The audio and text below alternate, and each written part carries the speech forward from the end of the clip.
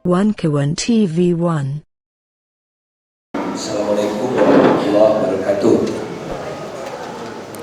Salam sejahtera.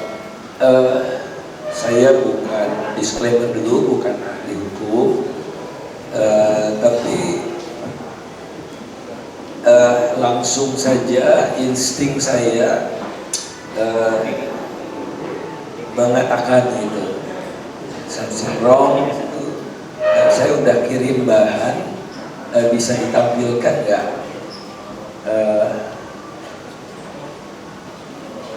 Ya, lanjut.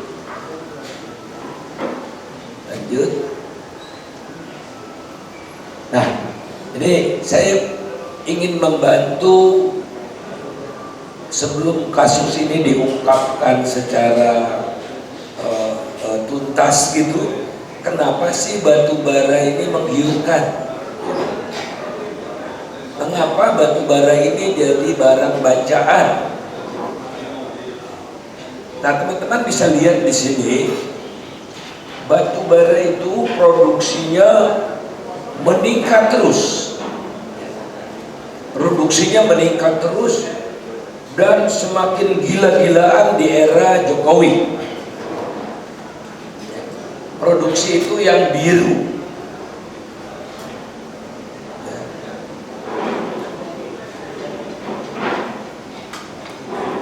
Mencapai berapa tuh, saya tidak lihat, harus lebih dekat Mbak Ratna ya. Boleh sambil berdiri Pak Faisal. Hampir 700 juta ton produksinya itu tahun 2023. Ya, hampir 700 juta ton, bayangin aja. Kemudian karena kebutuhan di dalam negeri juga besar untuk PLN dan untuk smelter nikel China, supaya tahu aja, smelter nikel China itu beli batu baranya harganya murah banget, diskon habis. Ada negara segoblok kita ini. Ya. Nah, kita tunjukkan, silakan ditunjukkan.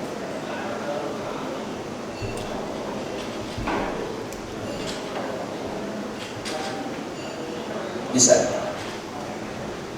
Sebelumnya yang tadi. Ini. Oke. Jadi selisih yang biru dan yang merah itu diekspor. Oke, diekspor. Ekspornya kira-kira 700 kurang 300, 350 gitu. Ini kira-kira 350. Hitung-hitungan seperti itu, dan tapi persisnya ada. Oke, menggiurkan. Lanjut. Indonesia itu reserve-nya, cadangannya itu nggak masuk 10 besar cadangan batu bara terbesar di dunia. Jadi kita bukanlah negara yang nomor 1 seperti nikel di batu bara. Batu bara kita relatif kecil sebetulnya, tapi kok jor-joran gitu, dikuras sehingga generasi mendatang dapatnya akan sedikit bahkan cepat habis. Pokoknya dikuras sekarang secepat-cepatnya. Nah, kita lihat ekspornya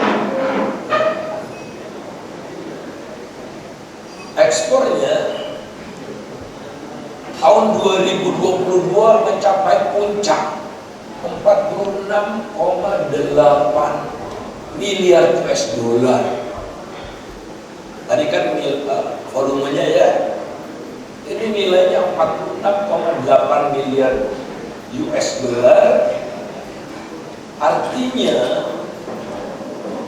tahun 2022 itu setara dengan 606 triliun.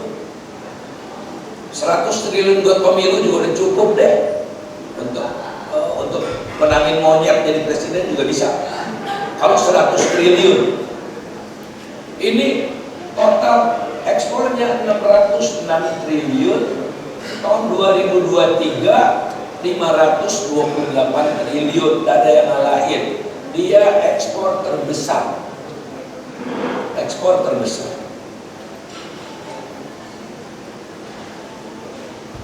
Dan pengekspor terbesar di dunia. Reserve kita nomor 11. Tidak sampai 10 besar. Nomor 11 di dunia, tapi kita pengekspor batu bara terbesar di dunia tahun 2022-2023. Gila gak tuh? Jadi tidak proporsional jumlah cadangan dengan ekspornya. Porsi ekspornya jauh lebih besar dari porsi cadangan Indonesia di dunia. Sekali lagi, Indonesia pengekspor batu bara AS 2701 pada tahun 2022-2023. Sebelumnya biasanya Rusia, tapi Rusia disusul oleh Indonesia. Ada cadangan Rusia nomor 1, cadangan Indonesia nomor 11. Jadi pengurasannya gila-gilaan. Lanjut. Kenapa dapat rezeki non-blok? Karena harga batu bara tahun 2022 melonjak tertinggi sepanjang sejarah, $345 per ton. Naik dari $61 jadi 345. Berapa kali lipat tuh? 5 kali lipat lebih. 5 kali lipat lebih. Nah, negara-negara yang beradab itu mengenakan pajak durian runtuh. Ini kan batu bara dapat rezeki durian runtuh. Ada namanya pajak durian runtuh di Amerika, di Australia, saya nggak tahu di Rusia, di seluruh negara Uni Eropa, di Mongolia dan sebagainya. Jadi kalau di Mongolia untung biasanya segini, di atasnya itu windfall-nya 70% diambil oleh negara. 70%. Saya harus bercatatan juga, batu bara itu kode HS-nya 2701. 2702 liquid, saudaranya batu bara. Kalau digabung seluruhnya, HS 27 ekspornya tahun 2022 1000 triliun atau 1 kuadriliun. 1 kuadriliun rupiah. Nah, penerimaan negara PNBP namanya, ya, dari mineral dan batu bara hanya 100-an triliun. Pendapatan ekspornya 1 kuadriliun. Negara cuma dapat rezeki nol apa kata Bu Sri Mulyani itu? Panen. Panen. Masya Allah, gak punya nurani orang. Panen. Kalau panen itu melimpah dari produksinya. Ini yang diambil cuma seumprit 100-an triliun dari 1 kuadriliun. Ekspor doang loh. Belum saya hitung yang dijual ke PLN, DMO dan sebagainya itu ya, domestic market obligation. Nah, jadi mulai kelihatan kan proses ini menjelang pemilu. Terus Boy Thohir bilang ini kami kekuatan sepertiga dari ekonomi Indonesia gitu kan, dia bilang siap memenangkan paslon nomor 2 1 putaran gitu kan. Dia terang aja triliunan gitu. Dan Boy Thohir namanya patut diduga ada hubungannya dengan ini, karena di dokumen-dokumen itu nama Boy Thohir nongol melulu. Jadi Boy Thohir, saya takut Erick Thohir kan salah. Itu saudaranya Erick Thohir. Nah, jadi makin paham kita ya apa yang terjadi. Lanjut. Tahun 2023 juga masih untung besar lagi. Tahun ada harga. Oke. Yang harga dulu sebelumnya. Nah itu sampai 2025 itu harganya masih di atas 100. Kalau di atas 100 itu masih oke banget deh.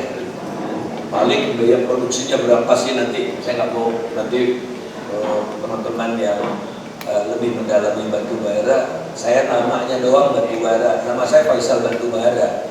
Tapi supaya harga batu bara terjaga, saya nggak pakai gitu. Di Faisal Basri aja deh.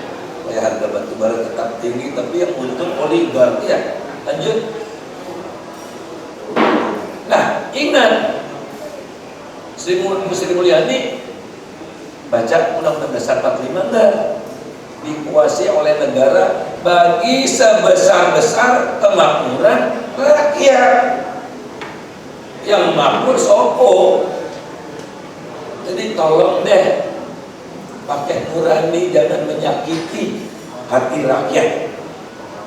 Kalau bicara bukan panen itu namanya, itu paceklik itu, dan harusnya tidak dipakai, ditabung buat rakyat. Lanjut.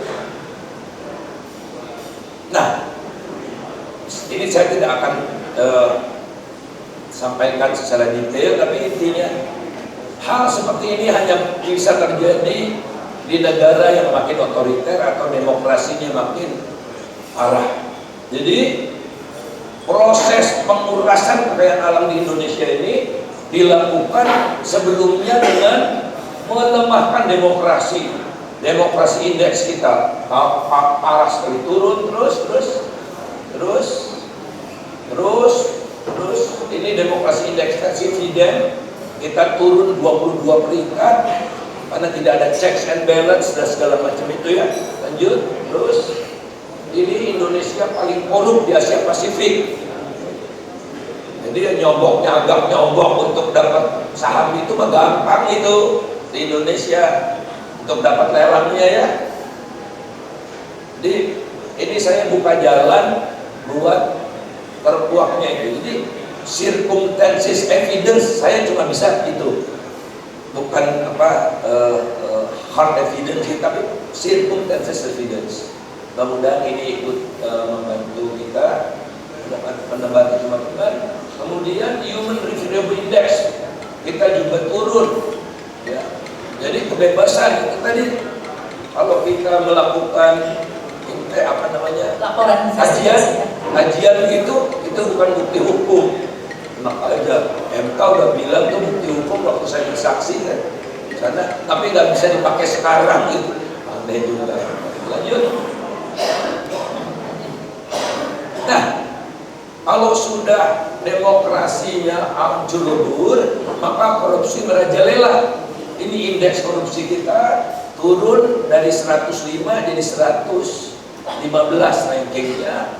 Skornya mandek di 0,34 dari 1 atau 34 dari 100. Jadi mendekati 0. Kalau 0 itu paling korup ya. Ini lagi. Jadi jalan tol kan mau lelang apa, jadi kita waspadai. Ini karena datanya dimiliki oleh teman-teman sangat lengkap. Ini salah satu model aja untuk merawat sumber daya alam kita yang lain sebelum dikeruk terus-menerus semakin cepat habis. Lanjut.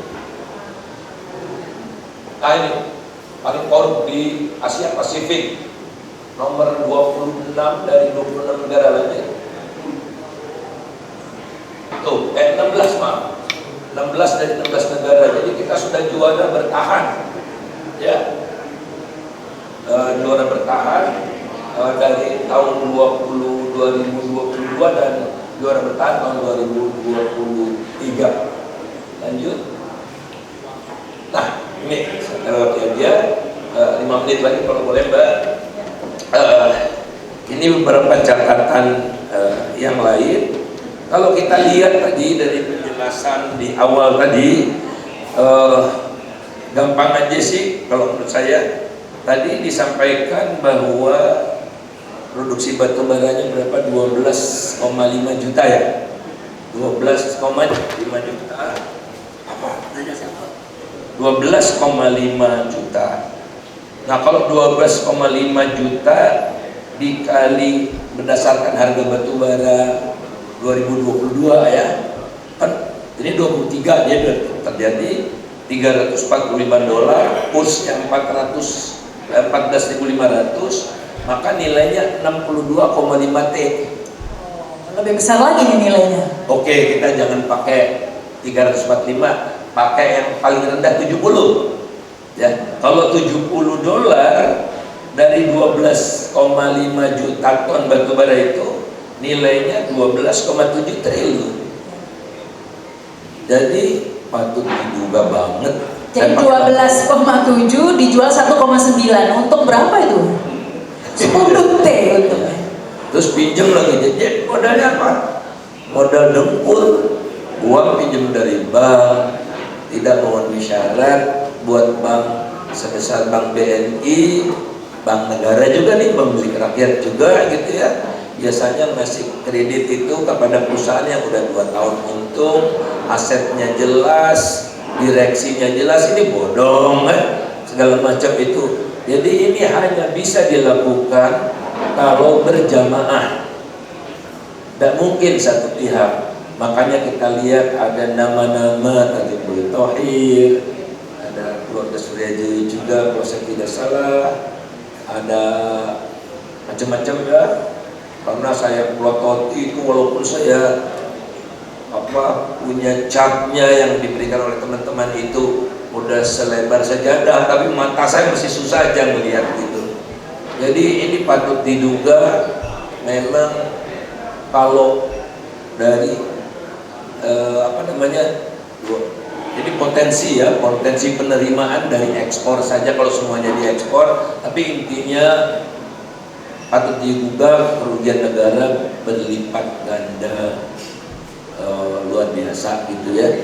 Yang tidak hanya 1,sekian T gitu. Ya inilah tamaknya si para penguras kekayaan rakyat ini, udah untung gede, pengen super gede. Sudah dapat rezeki banyak, ingin banyak banget. Sangat boleh jadi, kenapa harus banyak banget? Karena harus dibagi sampai mengalir jauh ke hilir Sungai Bengawan Solo. Sampai bisa jadikan siapa jadi presiden? Makasih. Baik, terima kasih, tepuk tangan untuk Pak Faisal Basri. Ya, itu luar biasa tadi ya. Kalau di Undang-Undang Dasar 45, air bumi dan yang terkandung di dalamnya dikuasai negara untuk dimanfaatkan sebesar-besarnya untuk kemakmuran rakyat. Tapi yang terjadi untuk apa tadi itu ya, Pak? Oligarki, untuk menjadikan siapa presiden tadi itu mungkin juga kesana ujung-ujungnya. Karena ujung-ujungnya tadi juga jalurnya selalu lewat demokrasi gitu ya, yang dikebiri dulu. Nah, makanya selama kita masih bisa bicara, sekarang kita bicara, kita lanjutkan. Kalau menurut istilah Pak Faisal Basri tadi, ini patut diduga banget gitu ya. Ya karena ya ini memang bau-bau korupsi itu sudah apa ya, semriwing gitu. Karena gini, PT Indobara Utama yang memenangkan lelang adalah satu-satunya ya. Sudah satu-satunya, PT-nya baru didirikan 10 hari sebelum lelang. Itu sudah aneh begitu ya. Sebelum unleashing ya, itu sudah aneh juga. Keanehan lagi, nomininya begitu ya, komisarisnya itu ada yang setelah diselidiki oleh KSST, ada yang anaknya satpam Pak katanya, satpam dari keluarga Andri Hidayat katanya. Ini menurut KSST loh ya. Nah itu sudah diselidiki, tapi ini ada datanya bahwa hartanya ternyata hanya 100 juta gitu Pak, dan punya cicilan motor katanya. Hebat, punya cicilan motor, bisa beli perusahaan 1,9 T begitu ya. Ini memang luar biasa, dan luar biasanya lagi yang punya cicilan motor ini bisa dapat kredit dari BNI, bayangin. Aduh, padahal ngurus KPR aja susah ya Pak ya, dimintain ini dapat kredit dengan pagu utang 2,4 triliun ya. Nah ini sepertinya apa yang menyebabkan bank BUMN bisa melupakan kehati-hatiannya gitu ya. Bisa-bisanya ngasih perusahaan yang patut diduga banget bodong gitu ya. Kok bisa dapat, apa istimewanya, kok sakti banget ini Indobara Utama ini, ada apa? Nah itu pertanyaannya nih Pak Sugeng, silakan. Cek ya. Jadi assalamualaikum warahmatullahi wabarakatuh. Kita ini sedang membahas kinerja satu lembaga besar, ya, kinerja Kejaksaan Agung. Jadi kita sedang membahas kinerja. Kalau membahas kinerja kan boleh juga kita lihat ya, survei indikator. Indikator politik melakukan survei tingkat kepercayaan publik kepada beberapa lembaga negara. Yang paling tinggi itu TNI 92%. Kemudian lembaga kepresidenan, ya, lembaga kepresidenan, bukan presiden nih Bang Faisal ya. Kalau presiden langsung dikritik kan ini ya. Yang ketiga, lembaga kepresidenan 85%. Yang ketiga itu adalah Kejaksaan 74,7%. Kemudian baru di bawah ada pengadilan, kepolisian, pengadilan, KPK malah paling buncit, ya. Nah, memang boleh juga ditayangkan punya saya ya.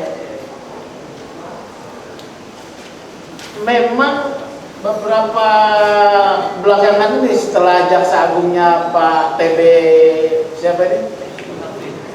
Burhanuddin ya, kinerjanya memang mencorong ya. Tetapi dengan satu kasus ini kita patut mempertanyakan ini ya. Jadi kita lihat fenomenanya dulu. Karena kita kalau melihat fenomena nanti akan tahu seperti Bang Faisal ada gejala apa. Saya mengecek nih ya fenomena terkait dengan penyitaan PT Gunung Bara Utama. PT Gunung Bara Utama ini kan disita dalam kaitan korupsi Jiwasraya, di mana salah satu terdakwanya divonis untuk membayar uang pengganti 12,6 triliun. Ya, siapa yang memiliki kewenangan dan tugas atas nama negara melakukan pemenuhan vonis atau pengembalian kerugian negara? Yaitu kejaksaan dalam hal ini. Jadi ada tugas yang diberikan oleh negara kepada kejaksaan. Tugas itu pada tahap pertama berhasil ini ya. Ada memenjarakan pelaku korupsi, ada uang pengganti 12,6 triliun. Nah, saya membaca di berita sudut berita news di ruang Kaltim ya, tanggal 18 Mei itu ada ya di sana ya.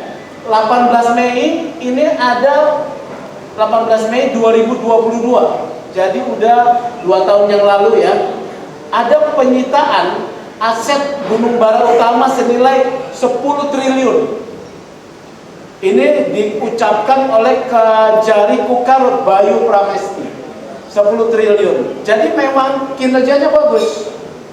Tapi ini beberapa berapa tahun kemudian, 1 tahun 3 bulan kemudian lah ya, saya baca di berita CNBC 9 Juni 2023 ya, ada dilelang 1 paket saham PT Gunung Bara Utama, nilainya cuma 1,9 triliun.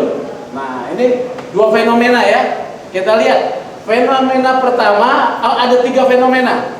Putusan, berdasarkan putusan pengadilan ada uang pengganti 12,6. Disita menurut Kejari Kukar 10 triliun, masih dekat-dekat.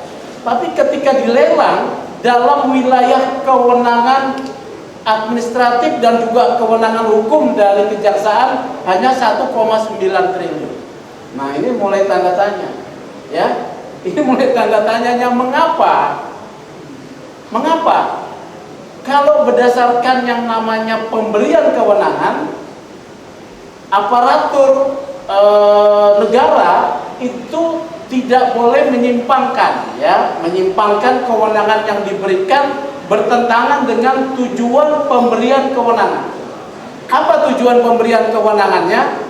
Yaitu melakukan pemenuhan pengembalian uang negara atau merampas aset pelaku kejahatan sebagai masuk kepada aset negara.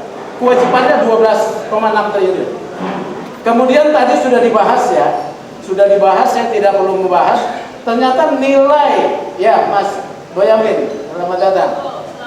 Saya Mas bukan Boyamin, membawa acara nih, saya. saya mewakili. Dan di sebelah sini boleh Mas Boyamin. Ya. Jadi nilai asetnya berdasarkan perhitungan tadi saya catat itu 11,6 triliun. Perhitungan ada dasarnya ini ya. Jadi ada penilai aset 11,6 triliun. Di sini pertanyaannya, apakah kalau saya kan sebagai ini ya sama Mas Boyamin ini, saya ini whistleblower, peniup peluit aja ya, peniup peluit ya. Jadi pertanyaannya, mengapa ada selisih yang besar? Apakah ada potensi kerugian negara? Kalau selisih ada, ya kita lihat selisihnya ada sekitar 9 triliun, ya 9 triliun itu kalau uang itu ditaruh di sini satu ruangan ini cukup nggak ya? 9 triliun ya cukup ya, tinggal kita bagi-bagi aja, ya.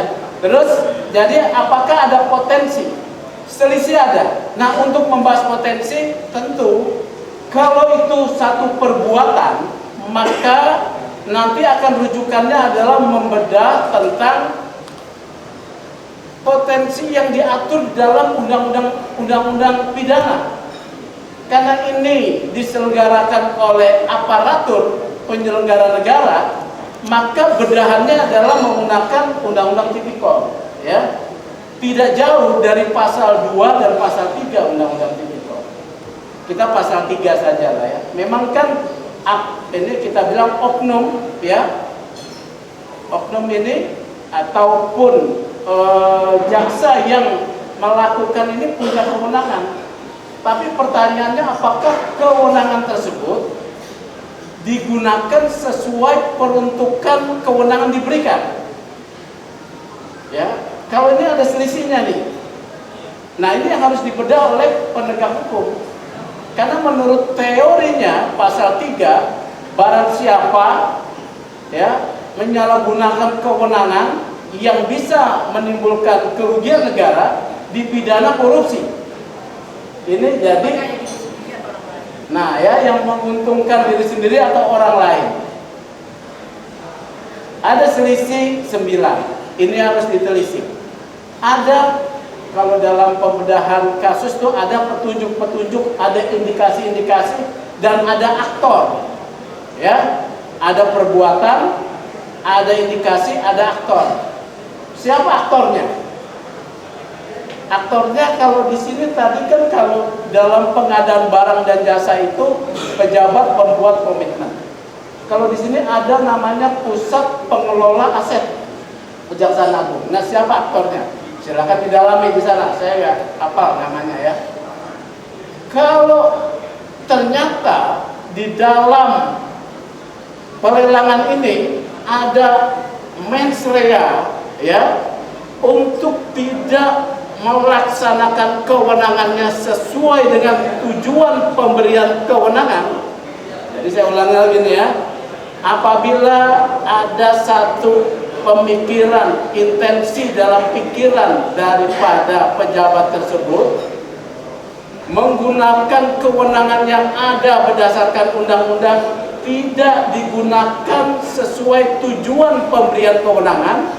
Apa tujuan pemberian kewenangannya? Pengembalian kerugian negara. Rujukannya sudah sangat jelas, yaitu putusan di Jiwasraya harus dikembalikan 12,6 triliun. Kemudian ada yang disita dalam pernyataan Kajari Kukar 10 triliun. Kemudian ada nilai nilai pasar ya. Apalagi kemudian ada indikasi-indikasi tadi tuh. Nah, ini tinggal Mas Boyamin ini merumuskan nih. Karena maki yang membuat ya, merumuskan dalam uraian bagaimana saya tidak tahu lah. Tapi saya mau membuka cakrawala di sana.